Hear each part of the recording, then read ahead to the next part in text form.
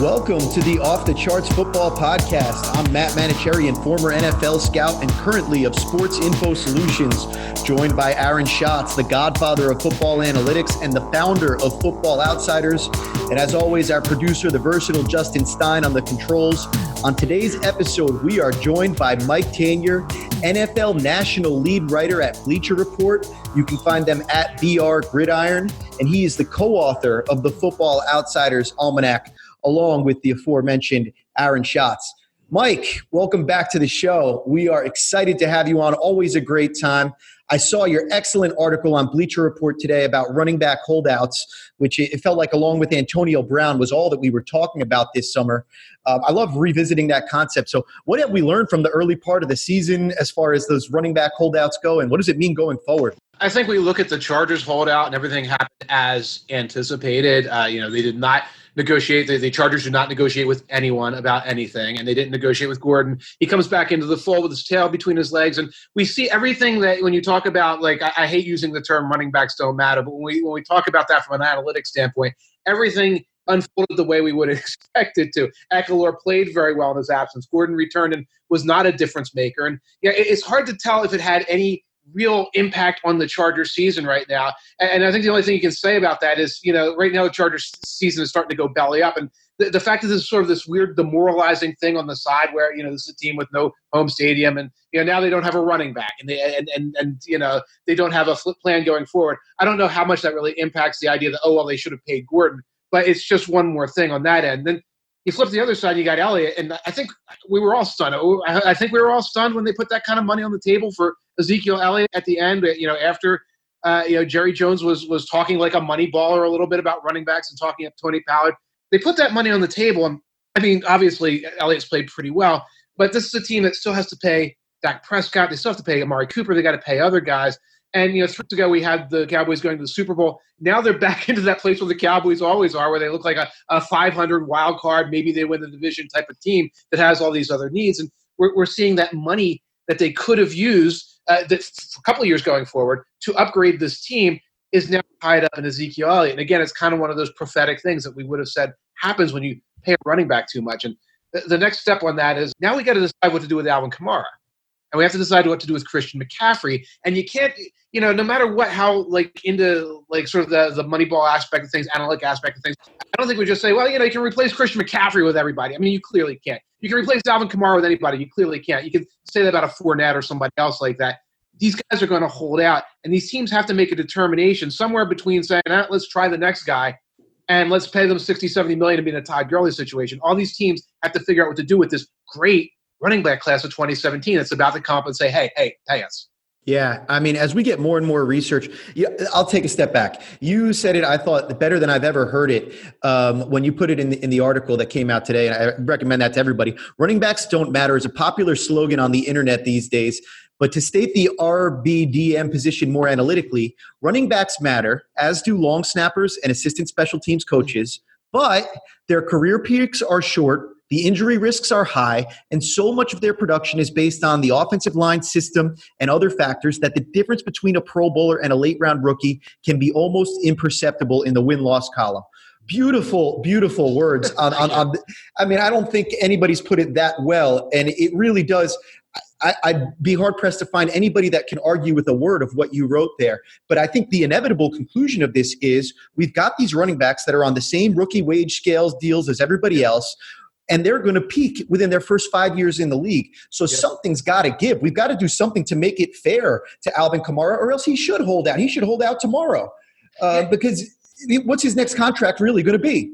Particularly in the case of McCaffrey. I put another case out there like Chris Carson, who I don't think is in the tier with those guys, but he's a 7th-round pick getting beaten down right now. He's never going to get the money on the second contract. Now, a couple of weeks ago, or maybe 2 months ago, I offered the suggestion that the solution is to let the running backs, let everybody come out early from college, let everybody come out after 1 year or whatever, let the running backs come out early. They would be the one. Christian McCaffrey's final season at Stanford should be a season he could get paid for because that's one of the seasons of his peak.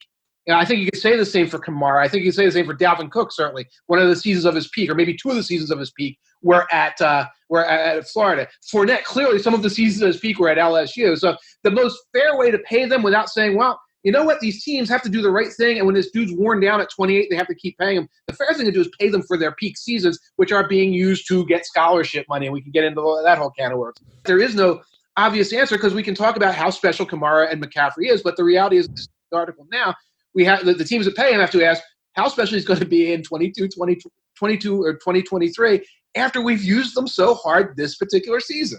I've had a couple of people on the internet accuse me of being sort of anti-worker, if that makes sense, by being against paying running backs. And it's because it's two separate problems, right? There's the problem of if you're a team, what's the most efficient way to build your team?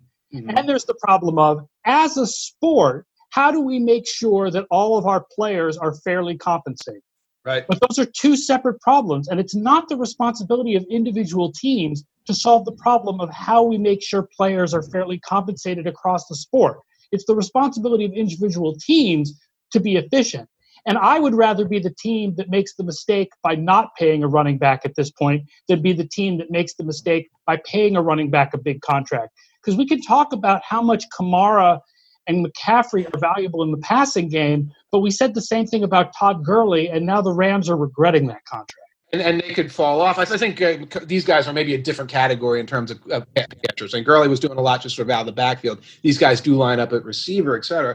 But yeah, I mean, there's ways that you say, well, maybe we can tweak the way the compensation comes in. Maybe it's a front-loaded deal. So, you know that first year or second year, you hope that first year or second year, that player is still going to be giving you these elite seasons. So pay him then. You can tweak it that way, but you're absolutely right.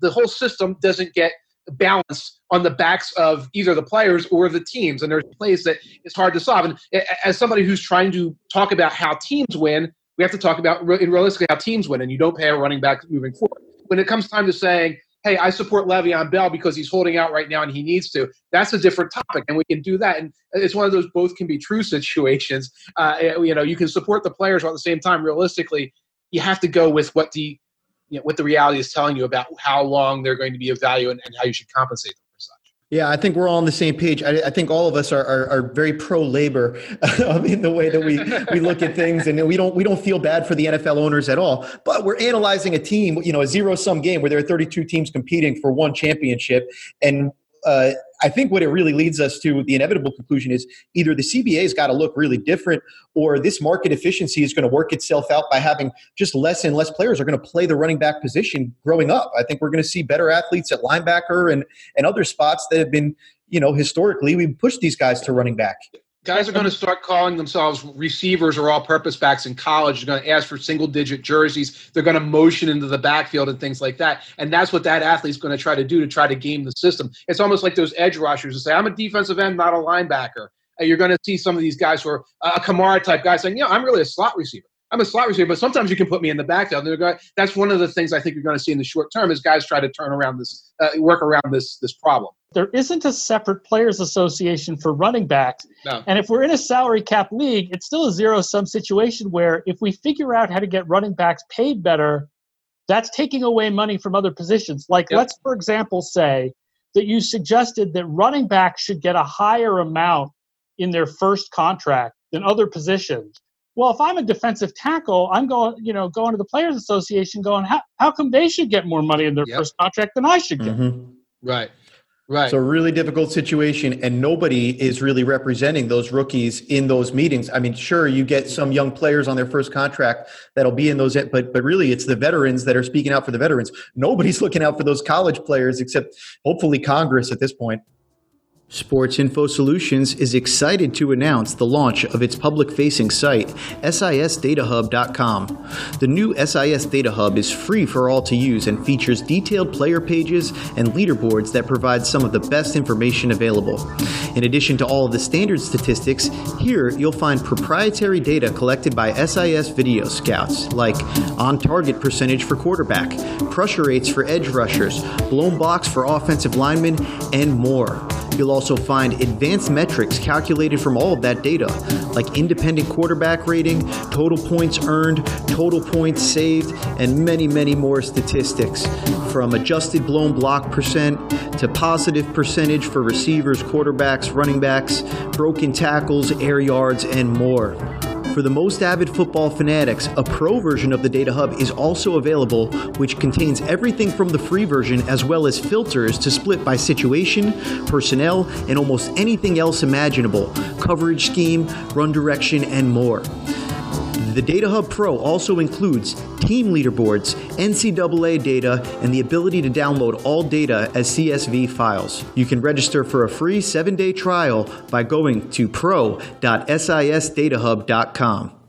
We got a big slate. Let's get right into it, and let's talk about the biggest game for both the playoffs and the Super Bowl. Every week, Aaron will tell you, based on the Football Outsiders playoff and Super Bowl odds, what the highest leverage games are this week, and it's the same for both the playoffs and the Super Bowl. If you haven't guessed it yet by who our guest is, well, then Aaron is about to tell you. Oh, my God. The highest leverage game by far this week is 3-3 Philadelphia at 3-3 Dallas. So Philadelphia goes to the playoffs in 79% of the simulations if they win, 41% if they lose. Dallas, 63% of simulations if they win, 25% if they lose. Obviously, this game hugely impacts who the leader is for a division title. Not only does it give one team a better record, but it gives them a current tiebreaker, over the other team. It's a huge, huge game. And both of these teams are currently rattled by injuries. Absolutely right. And what this boils down to is it's the only division in the NFC, right, where you can cross off two teams. You can't cross off any teams in the NFC West at all. You can't cross off, I guess the Cardinals you can. You can't cross off anybody in the NFC North at all, et cetera. You can just cross off Washington, cross off the Giants right away. So it's like, you get pole position between these two teams. But hey, Washington's only 2 games out. Well, I think that's it. The NFC is so good this year that both of these teams, it's going to be really tough to get a wild card over whoever finishes second and third in the NFC West and whoever finishes second and third in the NFC North. You've got to win the division if you're in the NFC East, and that really means you need to win this game, especially if you're Dallas, where this is a home game and you don't want to have to go into Philadelphia later in order to try to even out that tiebreaker. Right, and you talked about injuries a moment ago. We got Philadelphia right now. Around here, we are hoping that the Green Goblin, Jalen Mills, comes back and that he's a factor in the secondary. So that's what we're down to. We're asking, we're grasping at straws. Is Avonte Maddox coming back anytime soon? Is Regatta DeBlanc or whatever his name is coming back? Is Darby going to be able to take a couple snaps before he gets hurt again? Is Jalen Mills, who's the last guy you would think, he's going to be the difference maker. All these problems at cornerback because of what Stephon Diggs and Adam Thielen did to the Eagles secondary last week. And no matter how you stack up all these guys, I think one of the things the Eagles have is when those guys are healthy, there's strength in numbers. You can cover the nickel, you can cover the dime. There's nobody that necessarily covers up with the number 1, number 2. And I was looking at the DVOA for Amari Cooper as expected. It's incredibly high. He's having a fine season. Gallup had a really bad game against the Jets, but before that, he was having a fine season. And I'm looking at this matchup saying, if you cannot cover those guys deep, it doesn't matter what else you're going to do because Prescott has been a very good passer this season. I think that their system is stronger under Kellen Moore, and the Eagles are going to have a hard time finding a way to win if they're just giving up 3-4 bombs a game. Except the question is, are they going to be covering Amari Cooper in this game? Is he going to be healthy enough to play? Michael Gallup, one of the reasons he had a down game is he's playing hurt. Or instead, are they covering, Randall Cobb and Tavon Austin and Cedric Wilson Jr.? Plus, the Dallas Cowboys may be still out their starting left tackle and their starting right tackle. So both of these teams are just racked by injuries right now. And La'el Collins, his absence has made a big difference. I think they've done. We know that Tyron Smith's absence always makes a big difference. Yeah, I think they're doing a kind of okay job compensating on that. I was looking over and over again at the Jets would bring a blitz from the Smith side, from the left side, and they'd pick up the best they can, and then they would lose on the right side. And they would lose. I don't know who that young man is. I think his name is Knight, who's replacing Collins. So, again, the Cowboys never have a plan when they lose a guy on the offensive line, particularly one of their tackles. And I think that's the case right now. But I don't know the injury reports right now. Those guys, I think that they were close to coming back last time I checked.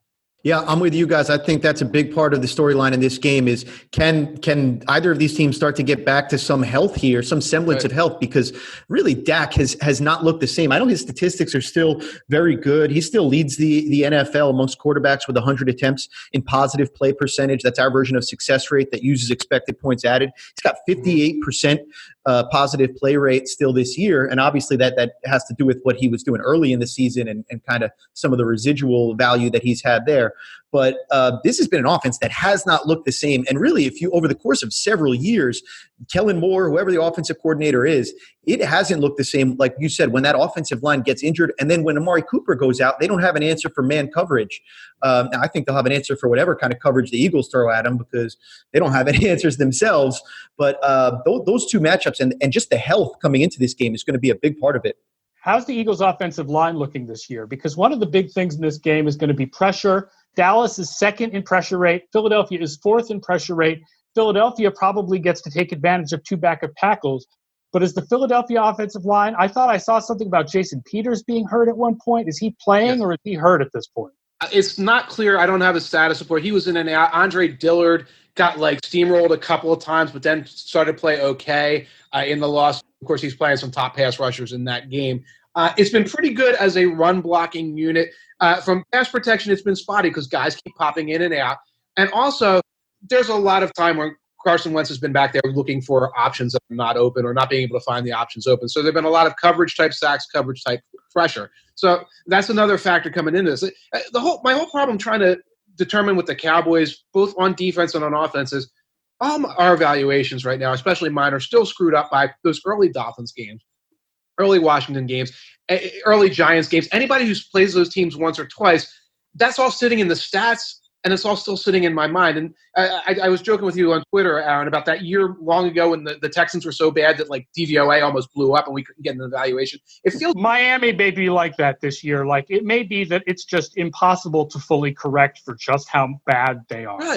Right. That's exactly it. It's even Lamar Jackson's numbers are still these phenomenal numbers, even though he's kind of fallen back to earth a little bit. And I see that with both the Eagles and the Cowboys. That Jets game for the Eagles, it was impossible to evaluate anything. And I was looking at the DVOA for Eagles against number one receiver and number two receiver, and they still look pretty good. And I'm like, yeah, but they have whoever was 1 and 2 when Luke Falk was backing was still in the numbers, and that's 20% of the numbers right now or whatever. And that's what's making it hard to really get good evaluations of these teams. Yep, I spot on there. I couldn't agree more. And as far as getting back into the matchup that we'll see in this game, one thing that I've been trying to wrap my head around is figuring out. I mentioned Kellen Moore before, and it doesn't matter who their coordinator is if they don't have their offensive line, but we looked at the beginning of the season and the Cowboys came out and their use of motion and their use of play action was off the charts. And we thought it was a different offense. And all of a sudden they've reverted back to the same old Cowboys. So some numbers here. Motion percentage hovered between 35 and 40% in the first 4 weeks of the season, dipped to 16% in week 5 and 26% in week 6. Same thing with the use of play action rate. It's been steadily trending downward. First couple of weeks at 40% play action rate. Weeks 3 and 4 down to 22%. Last 2 weeks, 18% and 17%. So we're seeing this offense that we thought was going to be more clever. All of a sudden, it looks like the same old Cowboys offense. Again, maybe the Eagles secondary is exactly, the elixir that they need to heal their wounds. But I'm wondering what happened, and maybe this has come from. I wonder where it's really coming from. Is it Jerry Jones? Is it Jason Garrett? Is it Kellen Moore? Who's calling the shots? And when it looked different, whose influence was that? And now that we're reverting back, is it the same influence or is somebody different getting involved? See, I thought I was crazy. I thought I was missing all of the motion the last couple of weeks. I kind of noticed it in the Saints game. But it's you know what? I bet you the Saints are taken away from a lot of things because they have a good defense, et cetera. When you're getting off your game plan against the Jets defense, that's a problem. They don't have the capability to take these things away. And I don't know the answer, but you mentioned that. I was also watching the Jets, the Cowboys game, and the number of 1st and 10 running plays trailing by, I guess it was 21-6, 21-3, 21-9 in the second half. And that's another just going back to that very old-fashioned Jason Garrett-style Cowboys offense. It's we're trailing, but we still have this established a run mentality, and we got to get Zeke his touches, et cetera, et cetera. And I'm like, what happened to this? This would have been play action, or this would have been somebody motioning out of the backfield week 2, week 3, week 4. Why has that changed? So I don't have an answer for you. I will say at the beginning of that Jets game, I saw a lot of that. There were a lot of plays where they were motioning a guy to one side. They were flooding a zone. They were setting up this easy little pass to Cobb or to somebody, but they were setting up these easy little 10, 15-yard easy read passes. That's the Kellen Moore we saw. That was the guy who was oh, my God, we got to get him a head coaching candidate. It's the next Sean McVay. Second half, we didn't see that. I go back to Cowboys never have a plan. We're playing from behind. Everything is built around them taking a lead and steamrolling it. And that was an old Garrett problem. I just thought this year that Garrett had stepped back a little bit and he was letting some of the younger guys make the decisions. And maybe that's not the case. And this is the wrong defense to be just trying to feed Ezekiel Elliott on first down constantly, because even with that Luke Falk game in the numbers, the Eagles are 19th against the pass by DVOA, second against the run. So this is the team that's strong against the run. You do not want to just run Ezekiel Elliott into the middle of the Eagles defensive line over and over again on first down. You got to do innovative, interesting stuff. That's funny because every time in the Eagles-Vikings game, every time they handed off to Dalvin Cook, I was sitting with a bunch of guys in an Eagles barn. It's like, oh, good, thank God, a running play. Thank God. Yeah. And we're thinking they got to give Diggs and Thielen a chance to catch their breath. That's why they're running these. And of course, no, they have this mentality and et cetera, et cetera. But it's like, we're going like Vikings game. Like if we crawl back into this, it's because they're giving us plays with these runs up the middle instead of just bombs away all the time and just letting us die. I always love it. When it goes back to play calling, always do what the opposing team's smartest, most boisterous fans don't want you to do. I mean, if it's going to break their heart to see you just keep throwing it. I mean, just keep they know. So it amazes me that it seems like sometimes the Cowboys don't know themselves. All right. Let's move forward and talk about the next most important game of the week. Aaron, what do you have for us there? Well, we'll stay in Texas. It's Houston at Indianapolis. Houston in the playoffs 85% of the time if they win, 59% if they lose. Indianapolis 55% of the time if they win, 24% of the time if they lose. So Houston will still be the favorite to win this division if they lose this game, but it's a really important game for Indianapolis to keep pace in the AFC South. Can I say how impressed I am by the Houston Texans this year? And I don't often say that. I think the last 2 weeks, their offensive line has looked a lot better. Now it was the Falcons and the whoever they played last week who didn't have much of a pass rush. I'm drawing a blank right now. They played the Chiefs last week. Oh, and they have a good pass rush in general. They got good pass rushers anyway. Good. The rest of their defense that has nothing. Although Chris Jones was out last week, so that's one of their pass rushers not playing. And that's their interior defensive pass rusher, which makes a huge difference because then you can just kind of funnel out in those guys. They're getting the ball to other guys besides Nuke Hopkins. I think that's a big deal. And I don't think that they're this powerhouse. I don't think they're really a challenger to the Patriots, et cetera. But they're a more fundamentally sound team. It's not just this usual thing we had, which Watson will run around in circles, throw it to Nuke, and then J.J. Watt will make a play, or Clowney or Merciless will make a play, and that's how they'll go 9-7 and win the division. I think they're a stronger team this year. At the same time, I think most of the rest of that division is, for a variety of reasons, starting to fall off. The Titans have fallen apart officially right now. And that really, I heard the numbers you gave there and the leverage bit. Even if they lose, it's just really a good inside track for the Texans. Yeah, and the Colts, here's the thing about the Colts that's surprising. I think that when Luck got hurt, you were like, okay, well, Brissett can maybe carry the offense enough, and this team had a good defense last year. Instead, their offense is currently 10th. Their defense has completely fallen off and is currently 28th. Oof, a couple injuries. Dealing with a lot of injuries on the defensive side. We talked about the injuries with the Eagles. I think that's been a big part of the storyline with the Colts as well. And also just that I think they're having to play a little bit differently. Their defense has been on the field more. They're having to play more defense in addition to dealing with the loss of some of their best players. Circling back, Mike, you made a great point there about how the Texans' offensive line has looked better the last 2 weeks. And I was just reading on Football Outsiders. Derek Klassen wrote a really interesting article today about Deshaun Watson's success in empty and how Bill O'Brien has pivoted hard, to his credit, towards much more empty in the last 2 weeks. And they've been both the highest usage of empty and the best team at using empty over the last 2 weeks. So, spoiler alert about Deshaun Watson. His skill set is well suited to the empty backfield because of what he can do athletically. So, and it's a little bit counterintuitive because you think bad offensive line, okay, we're going to spread things out and go empty. But the same way we talk about the best time to run the ball is when the defense is spread out. Sometimes by spreading 5 receivers out wide, you can make it so that the defense only has so much they can do in terms of their pressure schemes. There's not as much room to be multiple and crazy when you're not lining up any backs in the backfield and you have 5 vertical threats. So here are the numbers. The Texans averaged 0.11 EPA per snap in empty last year. That's very good if people follow EPA per snap numbers at all. That'll give you a nice offense. They're averaging 0.39 EPA per snap in empty this year. So that's third in the league, and they're using it as much as anybody else, especially over the last 2 weeks. So something really to keep an eye on there as we watch this game is, will they be able to keep that empty set back there, and how well is that helping to kind of dictate what the defense can do from a pass rush perspective? I think the Colts tend to be more of a vanilla defense in general. They want to sit in their cover 2, cover 3, kind of do what they do and not take it to you. So it'll be interesting to see with the Texans concepts that they've been running. And I'll reiterate, check out that article by Derek Klassen on footballoutsiders.com. Really breaks down how they're beating the man, how they're beating the zone. Because I'm with you, it's been surprisingly clever by the Texans. And I want to see the personnel groupings that they're doing in empty. See if it's Duke Johnson going out there. I'm sure the tight ends are going out there a little bit in those empties, and they're probably keeping defenses something closer to base when they're spreading them out, which is then creating some mismatches and opportunities. Aaron, anything else you wanted to touch on with this game before we go into the next most important game of the week? I think that this is another one where pass pressure is going to matter a lot, because this is another two teams that are strong in pass pressure this year. Indianapolis is currently 7th in defensive pass pressure. Houston is currently 9th in defensive pass pressure. Interesting numbers there. I think both guys certainly like to hold on to the ball, both quarterbacks too. Yeah. So from both sides of it, we could see a lot of pressure in this game. All right, moving on. Let's switch back over to the NFC. Man, it seems like there are a lot of big games this week that are going to be really impactful on playoff odds. What is the third most important game of the week? Third most important game of the week, Minnesota at Detroit. Minnesota is in 66% with the win, 36% with the loss. The unfortunate star-crossed Detroit Lions are in 36% of the time with the win, 13% with the loss.